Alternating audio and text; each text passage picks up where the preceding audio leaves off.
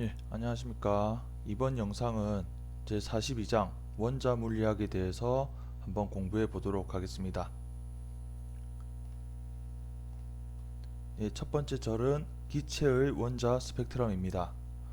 아마 여러분들 많이 들어봤을 텐데 우리가 이전에서도 이 내용에 대해서 했었죠. 모든 물체는 바로 연속적인 파장의 분포로 열 복사를 방출합니다.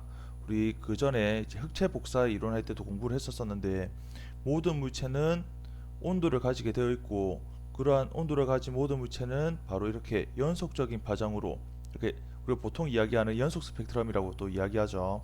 그런 식으로 그 빛을 방출하게 됩니다. 근데 그러한 연속 스펙트럼이 아닌 또 이제 우리가 선 스펙트럼이란 것도 있는데 이러한 선 스펙트럼은 크게 방출선 스펙트럼과 흡수선 스펙트럼 이렇게 두 가지로 나누어집니다. 그 중에서도 방출선 스펙트럼은 이렇게 예시로 세 가지 기체가 나타나 있는데 저압 기체의 전기 방전에서 즉 기체를 유리관에 이제 넣은 다음에 그 유리관 양극으로 전압을 가해주게 되면 그 전압으로 인해서 전자가 그 기체와 충돌하게 되고 그러면서 그 기체는 특정한 에너지만 흡수하고 다시 방출하는 과정에서 바로 불연속적인 선 스펙트럼을 방출하게 됩니다. 그래서 여기 예를 든 게 보면 수소 기체 그리고 수은 기체 이렇게 네온 기체에서의 선 스펙트럼이 이렇게 나타나는데 이런 선 스펙트럼은 모든 파장에서 나타나지 않고 이러한 특정한 파장에서만 방출된다라는 거. 그래서 전자가 갖는 에너지, 그러니까 이렇게 뭐 수소 원자라고 하면 수소 원자의 전자가 갖는 에너지가 이렇게 양자화되어 있다는 것을 우리는 방출선 스펙트럼을 통해서 확인할 수 있습니다. 그리고 흡수 스펙트럼이라고 하면 얻는 방법이 백색광을 여기서 백색광이라고 하면 연속 스펙트럼을 방출하는 빛을 이야기합니다. 이러한 백색광을 우리가 알고자 하는 원소의 희석 용액이나 그런 원소의 기체를 통과시키게 되면 이러한 그림처럼 흡수 스펙트럼이 나타납니다. 그러니까 다시 풀어서 이야기하자면 백색광 즉 연속 스펙트럼이 쭉 진행하는데 그 중에서 어떤 특정 기체를 통과하게 되면 그 기체 역시 그러한 연속 스펙트럼 중에서 이러한 특정한 빛에 해당되는 에너지만 흡수하고 다시 방출하게 됩니다. 근데 그 방출은 사방으로 방출되기 때문에 이러한 백색광이 도착하는 지점에서는 그 빛의 세기가 되게 약해집니다. 그래서 이러한 특정 파장에서는 세기가 아주 약해서 우리가 검게 이렇게 보이게 되거든요. 그래서 이러한 걸 우리는 흡수 스펙트럼이라고 이야기합니다. 이러한 흡수와 방출 둘 다 포함되는 선 스펙트럼은 두 원소는 절대 같은 선 스펙트럼이 보이지 않습니다. 그래서 우리가 이러한 선 스펙트럼을 원소의 손금이라고도 이야기하는데 손금은 사람마다 다 다른 것처럼 이러한 원소도 원소마다 이러한 선 스펙트럼은 다 다릅니다. 그래서 이러한 현상은 미지의 시류에 그러니까 우리가 알지 못하는 시류에 어떤 원소가 있는지를 구별할 수 있는 아주 실용적인 방법이라고 생각하면 되겠습니다. 그리고 이제 1885년 스위스 학교 이제 교사였던 미안합니다. 바이머라는 분이 이러한 수소 기체에서 빨강 그리고 파랑과 초록 그리고 파랑과 보라 그리고 보라 이러한 네 개의 가시 방출선에 그러니까 가시광선 네 개의 가시광선에 대한 파장을 정확히 예측하는 실험식을 발견하게 됩니다. 이러한 선들을 우리가 합해서 발머 계열이라고 이름을 붙이죠. 자신의 이름을 따서 이걸 발머 계열이라고 합니다.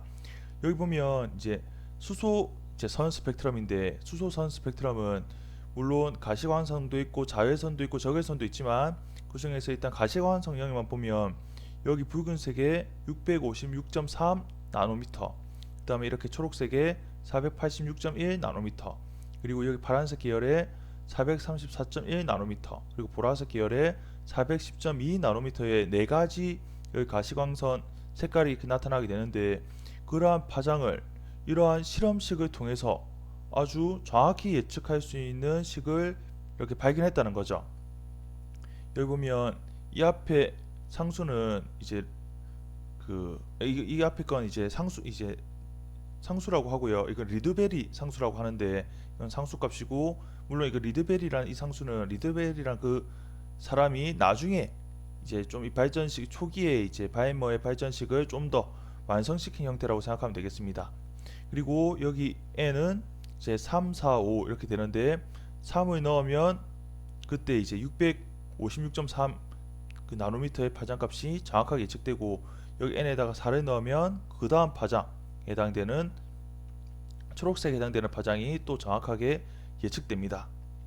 그리고 처음에는 이렇게 가시광선 영역대에 대한 바이머 계열이 먼저 발견이 되었고요.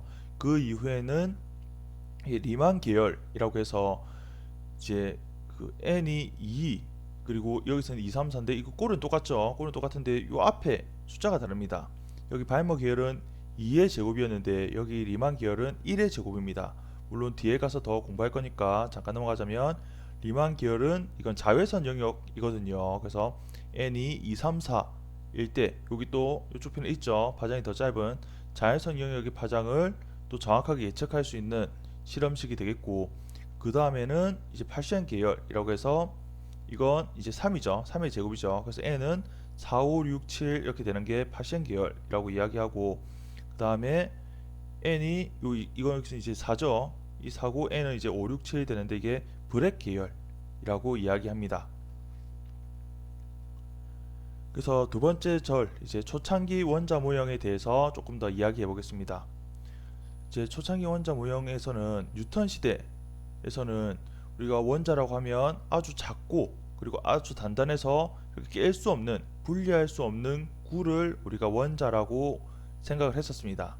근데 그 이후에 J.J. 톰슨이라는 이 과학자 분이 이제 그 응극선 실험을 하게 되죠. 그래서 그 응극선 실험을 통해서 바로 전하를 띠고 있다. 이 원자라는 게 전기적 성질을 띈다라는 그 전자를 처음에 발견하게 됩니다. 그래서 더 이상 분리할 수 없는 이런 구가 아니라 바로 수박이나 푸딩과 이렇게 비유를 해서 전체적으로는 플러스 성질을 띠는 양전하 밀도를 띠고 있는 부피 내에 이러한 전자들이 이렇게 수박씨나 건포도처럼 중간중간 이렇게 박혀져 있다라고 이러한 모형을 만들게 되죠. 그래서 전체적으로는 전기적으로 중성이 띈다라고 이야기를 했었습니다.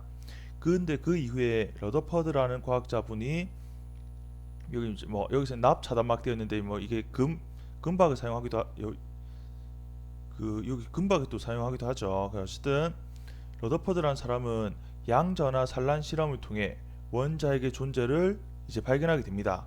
어떤 말이냐면, 여기 이제 방사성 물질에서 알파 입자가 이렇게 방출되는데, 우리 알파 입자 그 전에 그 뭐였죠? 그 전 장에서 간단하게 한번 봤었죠. 그때 왜 그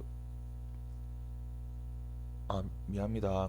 갑자기 생각 안 나는데, 그 원자 우리 그 앞에 절에서 알파 입자에 대해서 잠깐 이야기했었습니다. 어쨌든 알파 입자란 양성자 두 개와 중성자 두 개가 이제 합쳐진 원자핵이죠.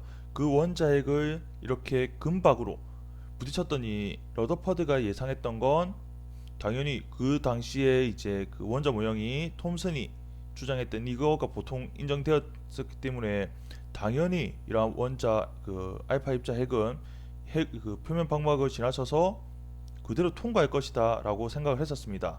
알파 원자 핵은 워낙 또 무거운 또 원자 핵이니까요. 그래서 바로바로 통과해서 꺾인다고 해도 사실 아주 작은 각으로만 꺾일 거라고 예상을 했죠. 근데 실제 실험 결과는 어땠습니까?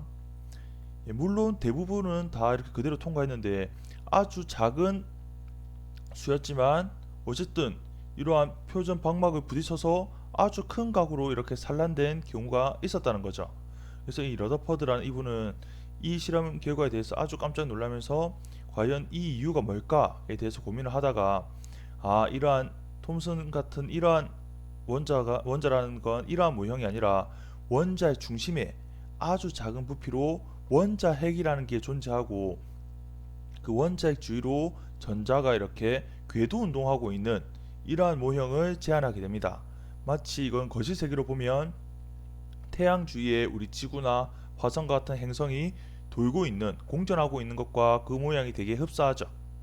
이러한 모형을 제안하게 됩니다. 근데 이러한 러더퍼드 행성 모형에 두 가지의 근본적인 문제가 있었는데, 첫 번째는 보면 어떤 그, 그 앞에 보면 우리가 선 스펙트럼에서 보면 어떤 특정 원자는 그 원자의 고유 진동수에 해당되는 전자기 복사파, 즉 빛을 흡수 또는 방출하죠. 아까 왜 수소라든지 네온이라든지 보면 특정한 에너지에 해당되는 빛만 흡수하게 되고 방출하게 된다라는 걸 우리가 알고 있었는데, 이러한 러더퍼드 이 현상은 이러한 선 스펙트럼을 설명할 수가 없습니다. 그러니까 러더퍼드의 그 행성 모형은 전자가 특정 궤도에 있는 게 아니라 그 어떤 궤도든 상관이 없다라고 이제 처음에 원자 모형이 그랬거든요. 그리고 또 어떤 걸 또 설명할 수 없냐면, 러더퍼드의 전자는 이렇게 궤도 운동하는 게 구심 가속도, 그러니까 원 운동한다라는 건 구심력을 받아야 이렇게 원 운동을 할 수 있죠. 근데 그 전에 이제 밝혀졌던 그 이론 중에 보면 맥스웰의 전자기 이론에 따르면 F로 회전 운동하고 있는 전하는 이 F로 해당되는 전자기파를 방출해야 됩니다. 즉 전자가 이렇게 원운동한다라는 건 F의 진동수로 원운동을 하면 그 F에 해당되는 전자기파를 방출해야 돼요. 그러면 전자기파를 방출한다는 건 에너지로 따져보면 점점 전자 에너지는 점점 감소해야 된다는 거죠. 계속 에너지를 방출하니까. 그러면 전자는 특정 궤도를 유지하지 못하고 점점 그 반지름 점점 작아져서 결국 원자핵과 충돌하면서 없어져야 됩니다. 근데 실제로 우리 주변을 보면 원자는 이렇게 붕괴되는 게 아니라 계속 그 부피를 유지하고 있죠. 그래서 러더퍼드 행성 모형은 이러한 두 가지 근본적인 문제를 가지고 있었습니다. 그래서 그러한 문제점을 해결하기 위해서 보어라는 이제 과학자분이 새로운 수소 원자 모형을 이제 주장하게 됩니다.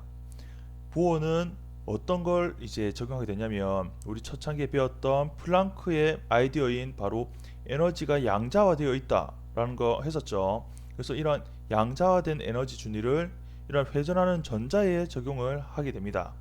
그래서 뭐 이분은 플랑크의 최초적인 그 양자 이론, 에너지가 양자화되어 있다라는 것, 그리고 아인슈타인의 광자에 대한 개념, 아인슈타인은 빛을 입자적 개념으로 생각했죠. 그래서 그러한 개념, 그리고 러더퍼드의 이 원자에 대한 행성 모형, 이러한 행성 모형 같은 이러한 가정에 근거해서 이제 고전적인 뉴턴 역학의 아이디어까지 결합하거든요. 그래서 이거 보면 결국 고전적인 아이디어하고 이런 양자적인 아이디어를 결합해서 바로 수소 원자 모형을 설명하게 됩니다.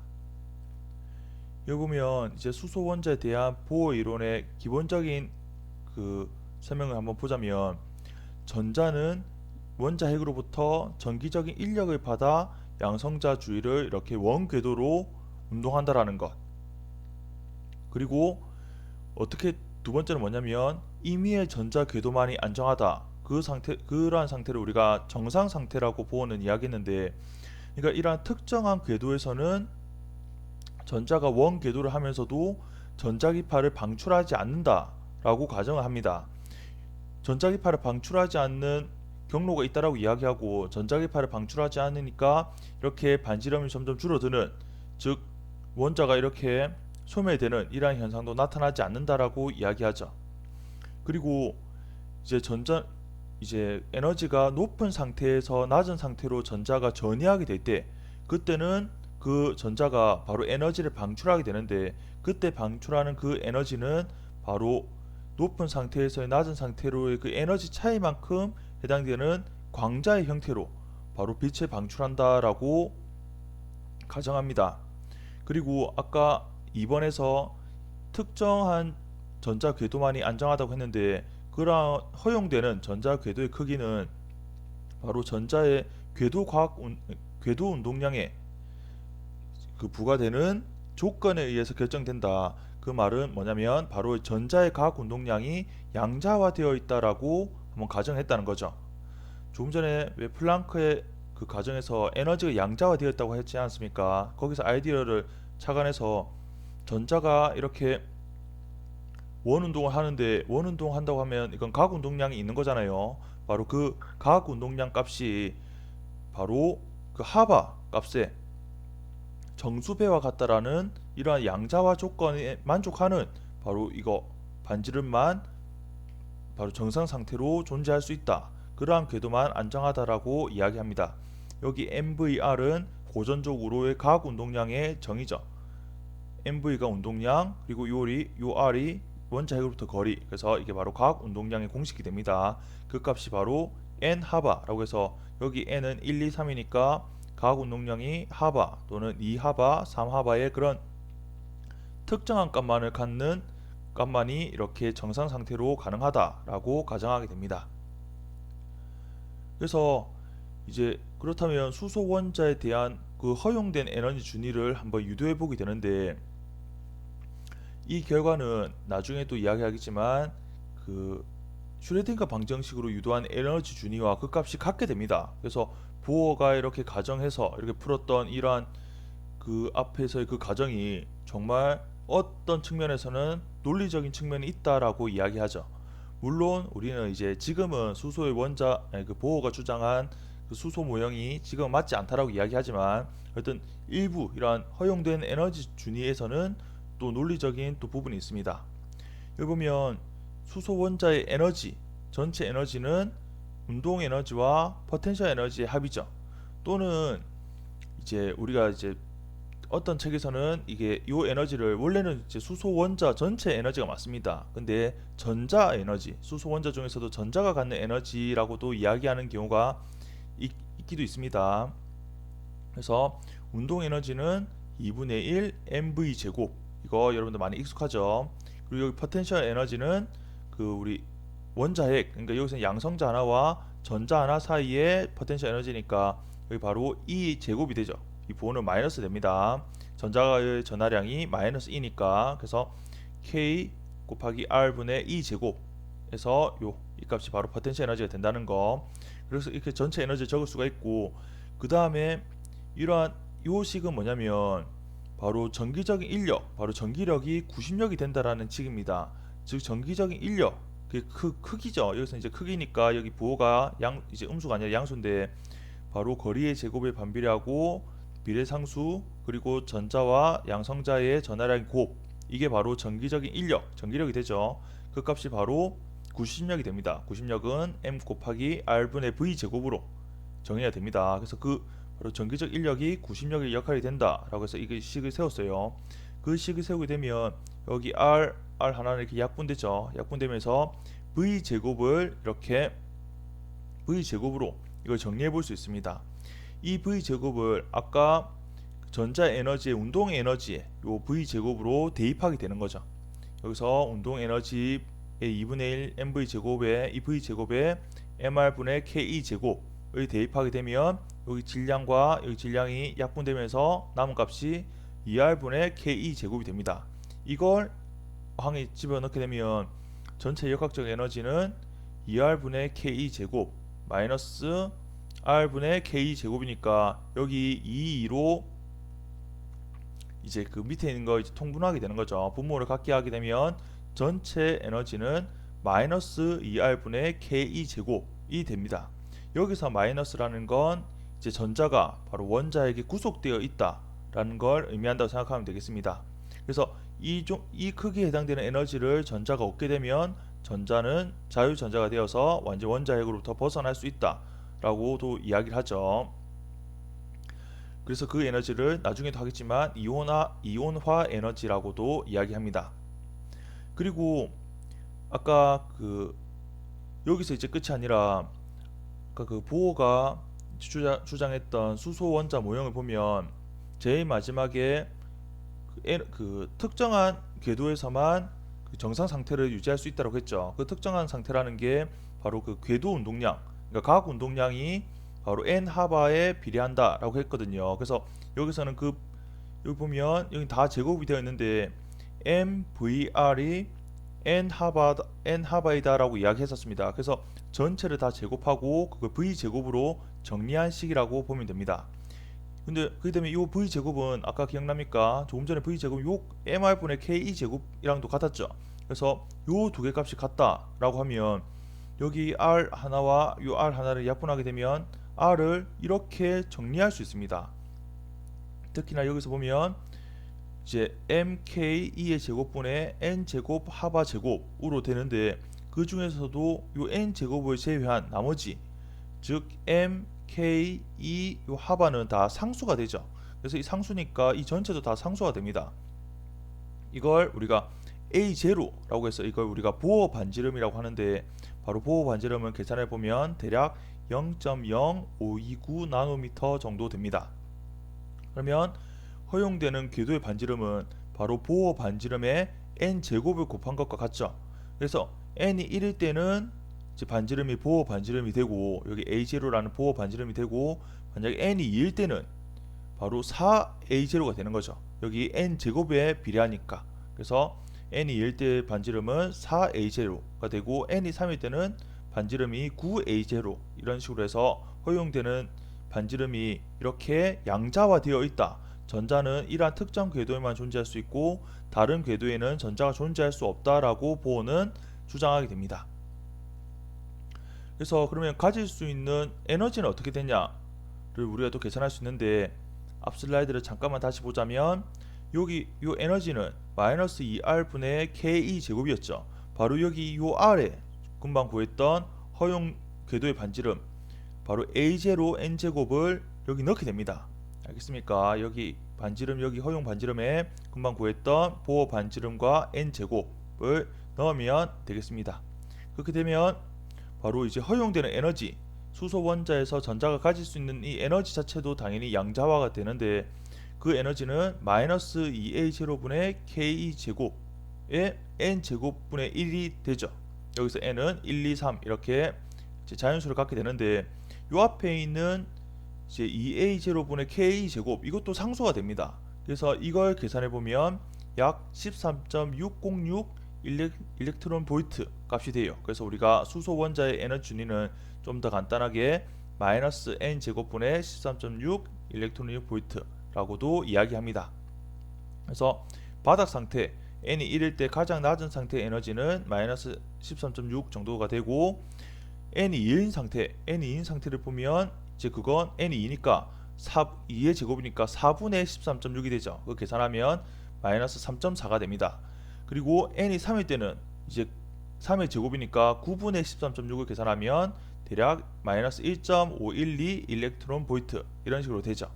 그리고 여기 있는 이 그림을 보면 아까 그 바이머 계열, 라이만 계열, 파시엔 계열에 대해서 이제 설명이 좀 더 되는데 바로 이 바이머 계열은 들뜬 상태의 전자가 n이 2인 상태로 이렇게 전이 될 때 그때 방출하는 그 에너지 이게 바로 가시환성 영역대가 됩니다. 그걸 우리가 바이머 계열이라고 이야기를 하죠. 그래서 바이머 계열은 3에서 2로 전자가 전이하거나 4에서 2 또는 5에서 2 그리고 6에서 2로 전이하는 이러한 것들을 묶어서 우리가 바이머 계열이라고 합니다. 이게 우리 눈에 보이는 가시환성 영역에 해당되는 빛이 되겠습니다. 그리고 에너지는 당연히 3에서 2가 바이머 계열에서 에너지가 가장 작죠. 그래서 붉은색으로 보이게 되고요. 그 다음에 6에서 2가 바이머 계열에서는 이 에너지가 가장 큰 보라색 계열이 되겠습니다. 물론 바이머 계열에서 6보다 더 큰 7에서 2, 8에서 2도 있죠. 물론 있는데 사실 6보다 더 큰 7이나 8, 9가 되면 그건 우리 눈에 보이지 않는 이제 가시광선이 아니라 그건 자외선 영역대가 됩니다. 그래서 바이머 계열은 그래서 이 바이머 계열 중에서 우리 눈에 보이는 건 이 네 가지 계열이 우리 눈에 보인다라는 것도 알고 있으면 좋겠습니다. 그리고 라이만 계열은 여기 그림에도 나와 있지만 들뜬 상태에서 바로 바닥 상태로 전이하는 경우죠. 즉 예를 들어서 전자가 2인 상태에서 1인 상태로 전이할 때 방출하는 그 광자가 갖는 그 에너지를 우리가 라이만 계열이라고 이야기하는데 라이만 계열은 바이머 계열보다 에너지가 더 큽니다. 그래서 방출한 에너지가 자외선이라서 우리 눈은 인지하지 못합니다. 그래서 라이만 계열은 2에서 1도 있고 3에서 1, 4에서 1, 5에서 1 이런 식으로 해서 들뜬 상태에서 바닥 상태로 바로 전이할 때 방출하는 빛의 모험을 우리가 라이만 계열이라고 이야기합니다. 그리고 파시엔 계열도 있는데 파시엔 계열은 여기 그림에도 나와 있다시피 들뜬 상태에서 에너지 n이 3인 상태로 전이하면서 방출하는 빛의 모음이 되겠습니다. 3으로 전이하는 거니까 최소 들뜨는 게 4, 5는 돼야 되겠죠. 최소 4 이상의 들뜬 전자가 뭐 4에서 3이 되든 5에서 3, 6에서 3, 7에서 3 이런 것들을 모아서 우리가 파시엔 계열이 됩니다. 파시엔 계열의 에너지는 당연히 바이머 계열보다 에너지가 작게 됩니다. 그래서 파시엔 계열은 주로 이제 적외선 영역대에 해당돼서 역시 우리가 보지는 못하는 빛이 되겠습니다. 그리고 여기서 에너지 0이라고 하면 언제 바로 수소 원자의 에너지 준위가 0이 되겠습니까? 바로 이 n이 바로 무한대가 되면 값이 0이 되죠. 요 n이 무한대가 되면 요 에너지가 0이 된다. 여기서 에너지 0이란 전자와 양성자의 그 구속계와 비구속계 간의 경계를 나타낸다. 이 말이 뭐냐면 에너지가 0이라는 건 사실상 전자와 양성자가 서로 작용하는 인력이 존재하지 않는다. 완전 서로 이제 분리되었다. 전기적 포텐셜이 존재하지 않는다라고 생각하면 됩니다. 거리가 무한대라고도 생각을 할 수 있죠. 그래서 이걸 우리가 이온화 되었다라고 하는데 원자 에너지가 바닥 상태에서 0보다 더 크게 증가하는 경우, 그러니까 원래 바닥 상태였는데 그 원자 에너지가 0이 되었다. 그럴 때 우리는 원자가 이온화 되었다라고 이야기합니다. 아마 이온화라는 건 화학 시간에서도 많이 다뤘다고 생각합니다. 그리고 그 이온화와 관련된 이온화 에너지라는 게 있는데, 이온화 에너지란 바로 바닥 상태에서의 원자를 이온화하는 데 필요한 최소한의 에너지, 즉 양성자의 영향으로부터 전자를 완전히 떼어낼 때 필요한 에너지를 우리가 이온화 에너지라고 하고, 수소 원자의 이온화 에너지라고 하면 바로 13.6 일렉트론 볼트가 바로 이제 이온화 에너지가 되겠습니다. 그리고 이제 전자가 바깥 궤도에서 안쪽 궤도로 전이할 때 바로 광자를 방출한다고 했는데, 그때 방출하는 광자의 진동수는 이렇게 계산이 되죠. 이것도 여러분들이 충분히 생각해 볼 수 있는 게 바로 그 처음에 EI의 에너지에서 EF로 에너지가 전이되었다. 그러니까 전자가 궤도가 바뀌면서 이렇게 에너지가 전이되면 그 해당되는 에너지 차이만큼의 HF, 여기서 이제 하이프죠. 하이프에 해당되는 광자를 방출한다고 했죠. 이제 이게 그 보호의 수소 원자 모형의 이제 그 가정이 되는데, 그렇게 되면 그때 광자의 진동수 F는 요 하분의 그 에너지 차이가 되고, 그러면 여기 요 에너지는 바로 요거 정의를 통해서 우리가 적을 수 있죠. 즉 EI는 여기 N의 NI 번째, 그러니까 즉 I 번째 궤도에서 F 번째 궤도가 되었다. 처음에 I였다가 나중에 F가 되었다고 하면 요 식을 요 밑에 대입을 해서 풀 수 있습니다. 여기 H는 분모했던 게 H로 그대로 넘어갔죠. 그리고 이제 부호가 마이너스다 보니까 여기 부호가 이제 바뀌면서 요 NF가 앞에 나오게 되죠. 여기서는 마이너스 EF 했는데 어차피 여기 에너지 자체가 음수니까 이 마이너스끼리 겹쳐져서 여기 처음 요 앞에 플러스 NF 제곱분의 1 마이너스 NI의 제곱분의 1 이런 식으로 적을 수 있습니다. 그리고 요 앞에 보면 2A0 H분의 KE 제곱, 이거 이제 상수가 되죠. 이 상수 값을 계산해 보니까 바로 아까 리드베리 상수라고 했던 그 값이 나옵니다. 그러니까 보면 물론 이제 조금 차이가 있는 게 이 F 값도 우리가 람다분의 C로 바꿀 수 있죠.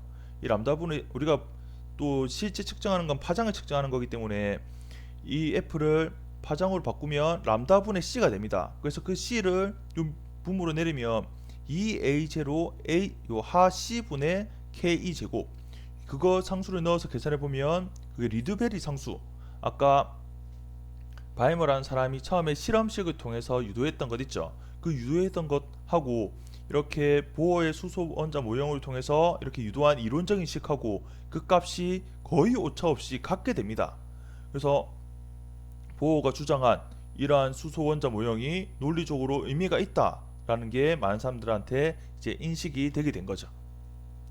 보면 이제 조금 전에 했던 말인데, 이제 그 람다분의 1로 해서 람다분의 1이 왜 C분의 F가 되니까 람다분의 1로 정리하면 아까 본래 그 식에서 이 C가 이제 분모 이렇게 내려온 거죠. 그래서 요 아까 이 값이 리드베리 그 상수와 같게 되더라. 그래서 이 이론적인 식과 실험적 관계식이 이렇게 일치하게 된다라는 것 알면 되겠고, 그 다음에 이번에는 원자 핵이 한 개인, 그러니까 양성자가 한 개인 수소 원자 말고 원자핵의 그 전하량이 여기서 Z는 이 G는 이제 그 원자 번호죠. 그래서 양성자의 수를 의미하기도 합니다. 그래서 양성자가 Z 개인 그 원자핵으로부터 돌고 있는 한 개의 전자가, 그러니까 전자는 한 개고 원자핵의 양성자 개수는 Z 개인 경우, 그때 보호의 이론으로 보면 그때 이제 허용되는 반지름은 원래 A0N 조급이었죠. 거기에 바로 Z분의 1이라는 그 값이 곱해지게 됩니다. 이거 유도하는 건 그렇게 어렵지 않거든요. 아까는 양성자 하나와 전자 사이의 인력으로 식을 유도했다고 하면 이거는 말 그대로 양성자의 전하량을 ZE라고 말하면 여러분도 충분히 유도할 수 있습니다. 그리고 여기 R을 다시 이 에너지와 관련된 허용된 에너지에 대해서도 한번 유도해 보면, 그때는 여기 N은 원래 그 수소일 때는 이 Z가 1이죠. Z가 1이니까 이거 없다고 생각하면 되는데, 이게 ZE라고 하는 양성자의 그 원자 번호를 Z라고 하면 그때는 N 제곱분의 Z 제곱 이렇게 식이 또 유도됩니다. 그리고 근데 이제 이게 보호 모형도 사실 완벽하진 않아요. 그래서 수정될 필요성이 몇 가지가 있어서 결국 바뀌게 되는데, 대표적인 이제 설명되지 않는 게 몇 가지가 있는데, 대표적인 두 가지를 보면 이제 바이머 계열과 또 다른 계열 있죠. 그 계열을 보면 보호의 그 모형으로는 한 개의 선, 그러니까 특정 파장으로만 이제 빛이 방출되어야 되는데, 실제로 좀 더 정밀하게 보니까 한 개의 선이 아니라 더 많은 선으로 구성되어 있다는 겁니다. 이런 더 많은 선은 보호 모형으로는 설명할 수가 없습니다. 그리고 이러한 원자를 아주 강한 자기장 내에 두었을 때는 원래 한 개의 스펙트럼 선이 세 개의 아주 근접한 선으로 나누어지게 되는데, 보호 모형으로는 이렇게 그 자기장 내에서 스펙트럼 선이 나누어지는 것도 설명할 수가 없습니다.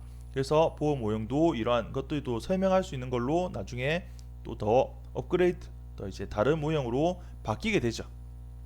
그리고 우리가 이제 보호의 대응 원리라는 게 있는데, 보호의 대응 원리란 양자 물리에서의 양자화된 이 준위가 있다고 했죠. 근데 이 양자화된 준위의 차이가 아주 무시할 수 있을 정도로 아주 작아지게 되면 바로 고전 물리와 일치하게 된다라는 게 바로 보호의 대응 원리가 되겠습니다.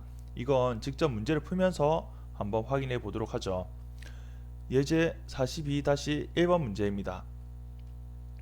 수소에서 에너지 전이 이제 수소에서 전자의 전이 문제인데, A번 문제를 보면 수소 원자에 있던 전자가 N이 2인 에너지 준위에서 바닥 상태, 즉 N이 1인 상태로 전이하게 되었을 때 그때 방출하는 광자의 파장과 진동수를 구하라는 문제입니다. A 문제는 이렇게 식이 있죠. 그래서 이 식을 통해서 풀 수 있는데, 그 람다분의 1은 리드베리 상수 요 R 곱하기 1의 제곱분의 1 마이너스 여기 이제 2에서 1이니까 여기에는 이후에는 여기는 2 앞에는 1을 넣으면 되죠. 그러면 4분의 3 R 값이 됩니다. 그러면 요 R은 3R분의 4 해서 이 리드베리 상수 값이 1.097 곱하기 10의 7승이 되거든요. 그거 계산하면 122 나노미터. 이건 자외선 영역이죠. 우리 눈에 보이진 않습니다. 이렇게 파장을 계산할 수 있고, 진동수는 어떻게 계산할 수 있죠? 바로 람다분의 C로 계산할 수 있죠. 그래서 계산한 122 나노미터를 넣으면 진동수는 2.47 곱하기 10의 15승 헤르츠가 되겠습니다. 그 다음에 B번 문제를 보면 행성 간의 공간에서 리드베리 원자라고 하는 아주 많이 들뜬 수소 원자가 발견되었다고 합니다.